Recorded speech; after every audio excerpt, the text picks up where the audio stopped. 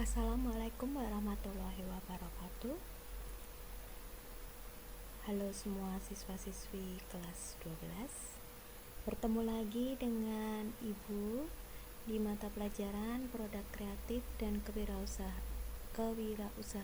atau yang disebut dengan PKK.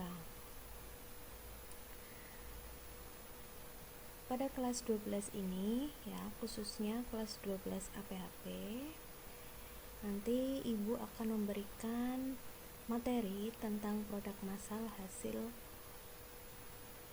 pertanian.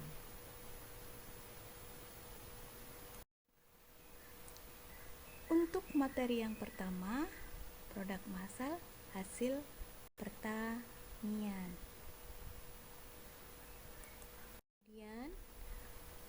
Kemudian untuk materi pokoknya itu ada 5. Yang pertama, hakikat dan konsep produksi massal. Kemudian perencanaan produk massal. Yang ketiga, metode peramalan dalam perencanaan produk massal. 4, indikator keberhasilan tahap produksi massal. Dan yang kelima, proses produksi massal. Jadi pada produk massal ini itu nanti materi pokoknya meliputi 5 aspek. Baik, kita mulai saja tentang pengertian produksi massal. Pengertian dari produksi massal itu adalah produksi massal merupakan kegiatan memproduksi produk tertentu yang sudah ditentukan terlebih dahulu standar spesifikasinya oleh perusahaan dan diproduksi dalam jumlah besar.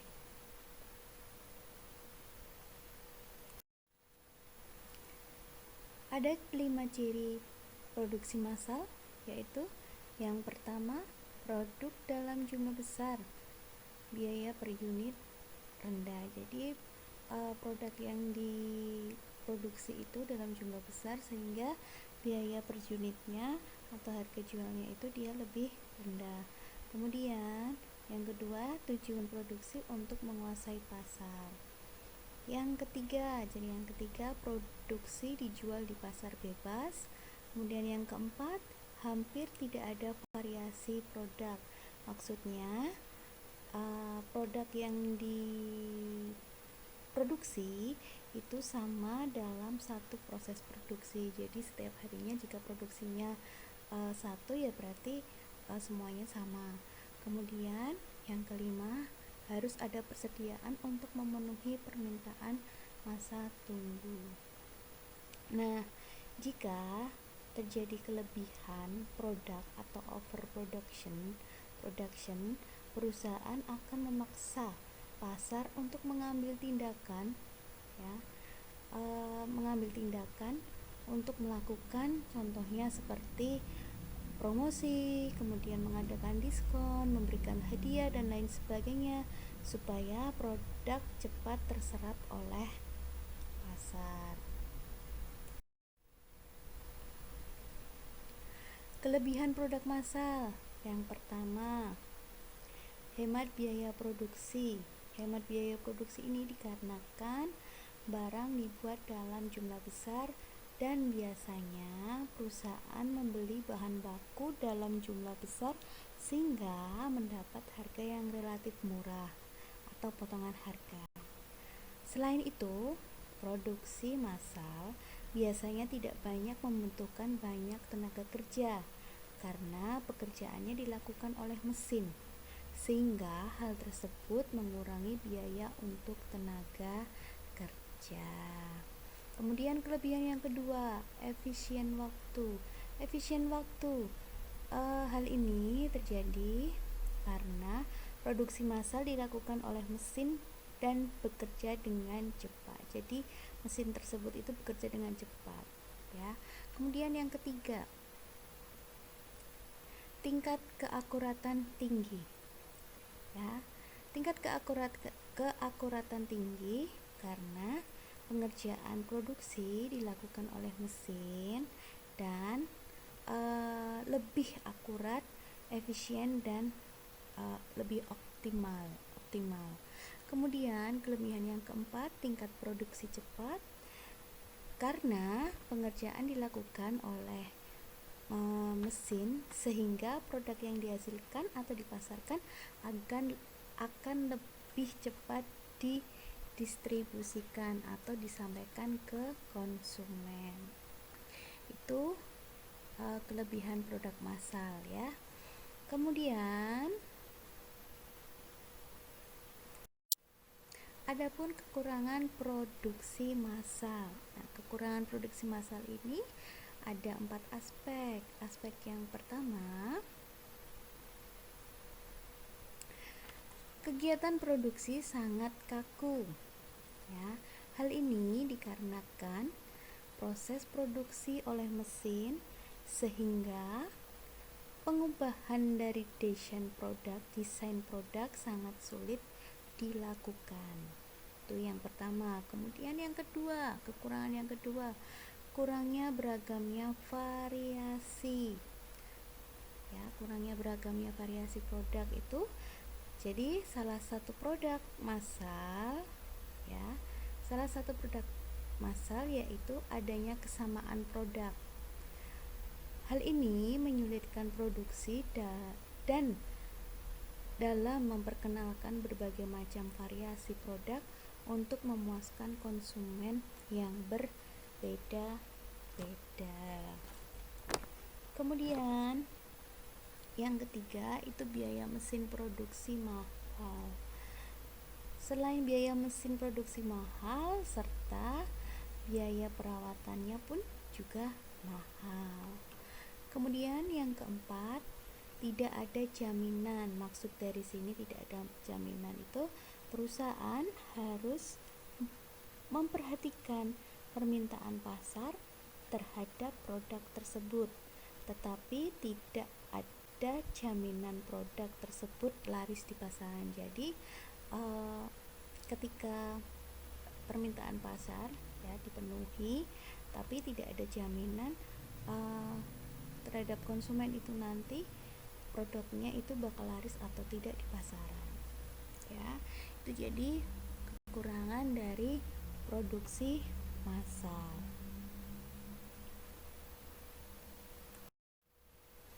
Adapun pengertian perencanaan produk ya. Perencanaan produksi adalah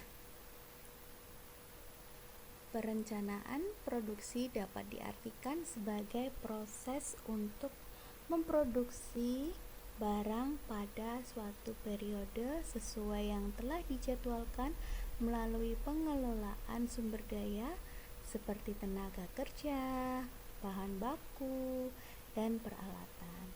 Perencanaan produksi berguna untuk mengarahkan seluruh aktivitas rutin tenaga kerja. Jadi itu pengertian dari perencanaan produksi. Adapun tujuan perencanaan produksi, tujuannya itu meliputi 5 aspek. Aspek yang pertama yaitu meminimalkan biaya serta memaksimalkan keuntungan. Jadi, dengan membuat perencanaan produk, maka dioptimalkan segala sesuatu yang dibutuhkan dalam proses produksi, seperti penyediaan bahan baku, tenaga kerja, dan yang lainnya. Kemudian yang kedua, memaksimalkan kepuasan pelanggan. Jadi tingkat kepuasan pelanggan terhadap produk, maka semakin mudah bagi perusahaan untuk mendapatkan keuntungan ataupun sebaliknya. Salah satu untuk meningkatkan kepuasan pelanggan dengan melakukan inovasi yang sesuai yang diinginkan oleh pelanggan. Kemudian tujuan yang ketiga itu meminimalkan perubahan nilai produksi. Nah, jadi perencanaan produksi yang tepat akan menimbulkan resiko kehilangan nilai produksi suatu produk, ya. Contohnya perusahaan bahan baku di gudang, perusahaan mempunyai bahan baku di gudang harus diproduksi sesuai dengan jadwal waktu yang telah ditentukan, ya. Jadi bahan baku yang ada di gudang itu harus digunakan sesuai jadwal waktu yang telah ditentukan. Nah, bila proses produksi terlalu lama, ya, maka bahan baku yang disimpan di dalam gudang tersebut akan mengalami kerusakan. Jadi itu bisa mengakibatkan kerugian, ya. Kemudian tujuan yang keempat, meminimalkan perubahan tenaga kerja, ya.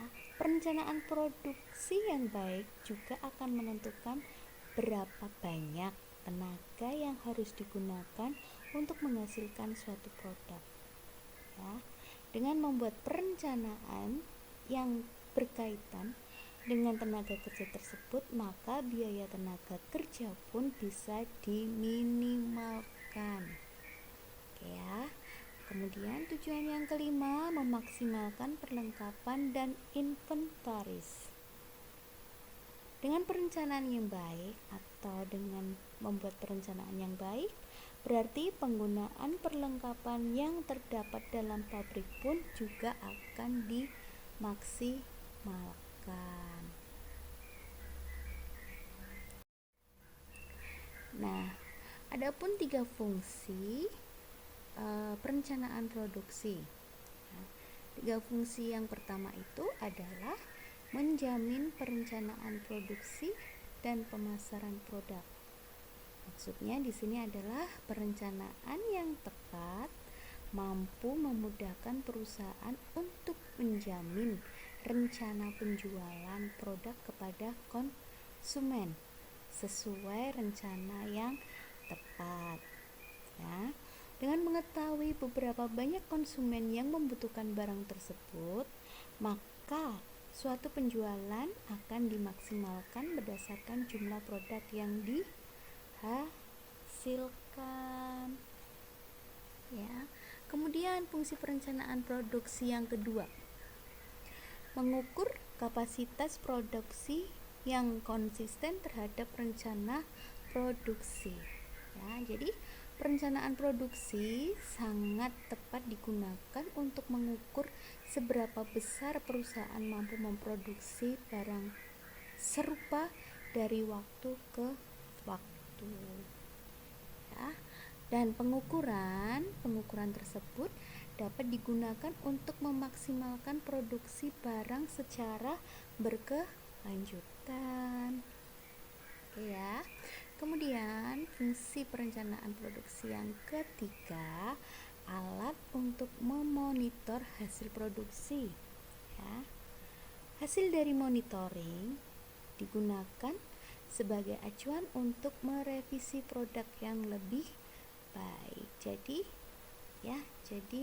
hasil dari memonitor, yaitu digunakan sebagai acuan untuk merevisi produk yang lebih baik.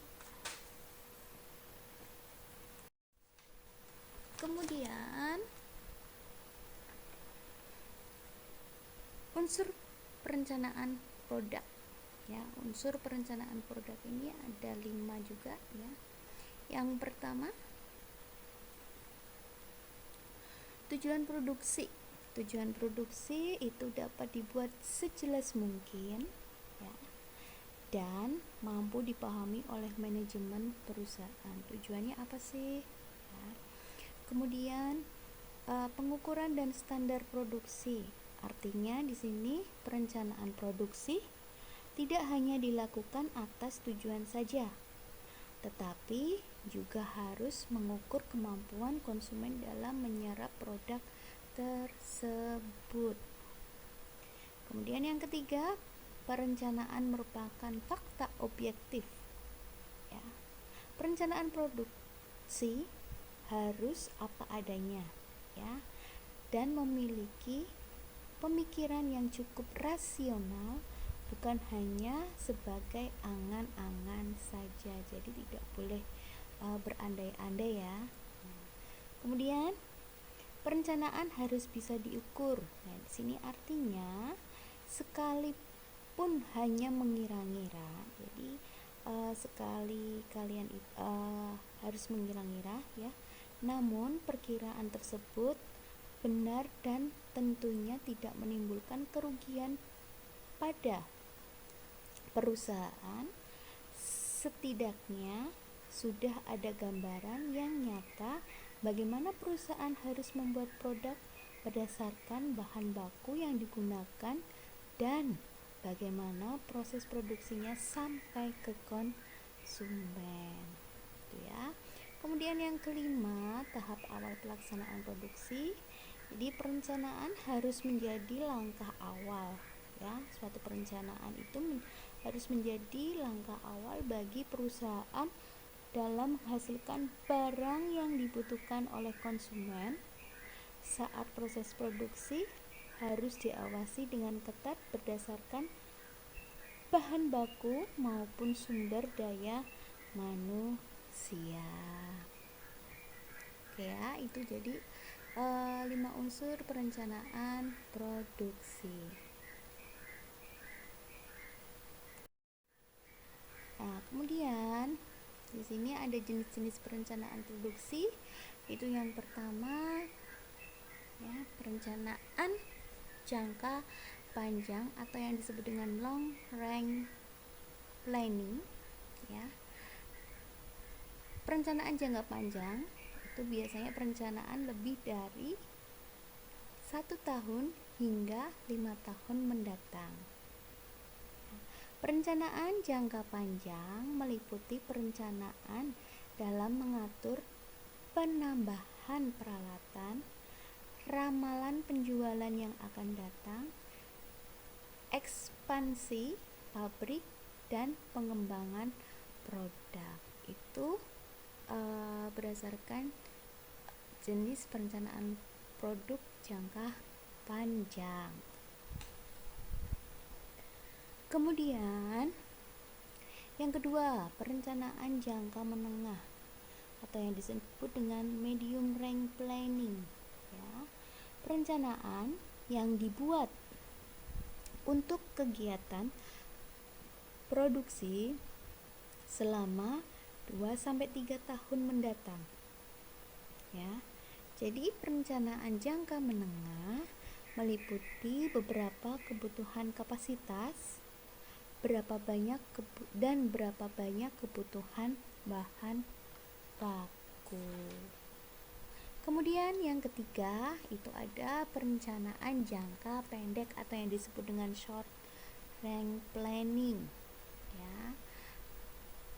Perencanaan jangka pendek itu merupakan penentuan kegiatan produksi yang akan dilakukan dalam jangka 1 tahun mendatang atau bahkan kurang dari 1 tahun ya.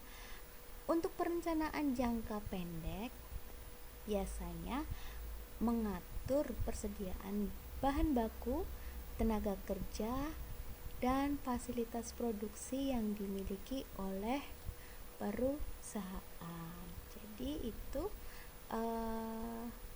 jenis perencanaan produksinya ada 3 ya. Yang pertama tadi perencanaan jangka panjang, kemudian perencanaan jangka menengah, dan yang ketiga perencanaan jangka pendek. Nah, adapun faktor-faktor perencanaan produksi ya. Faktor internal. Tuh. Yang pertama faktor internal. Ya. Merupakan faktor yang ada di perusahaan. Jadi masalah-masalah yang ada di perusahaan. Contohnya seperti kapasitas mesin dan peralatan, produktivitas tenaga kerja, kemudian kemampuan pengadaan dan penyediaan ya. Itu untuk faktor internalnya. Kemudian untuk faktor eksternal, nah biasanya faktor eksternal itu faktor-faktor yang datangnya dari luar perusahaan yang berada di luar kekuasaan pemimpin. Contohnya seperti kebijakan pemerintah, inflasi, dan bencana alam. 3 langkah perencanaan produksi. Yang pertama, penelitian dan pengembangan produk meliputi penelitian proses produksi, dan yang kedua, penelitian produk. Kemudian, langkah yang kedua, perencanaan produksi itu mencari gagasan dan seleksi produk. Meliputi yang pertama, mencari gagasan, menyeleksi produk, desain produk pendahuluan, pengujian, dan desain akhir. Kemudian langkah yang ketiga, ya, menetapkan skala produksi, meliputi penetapan waktu, penetapan kualitas, menghitung biaya, penetapan tenaga kerja, penetapan peralatan, dan penetapan bahan baku. Baik, sekian materi yang saya sampaikan. Untuk lanjutan materi produk massal, ya, nanti akan kita lanjutkan lagi atau akan Ibu lanjutkan lagi pada pertemuan yang selanjutnya di mata pelajaran produk kreatif dan kewirausahaan.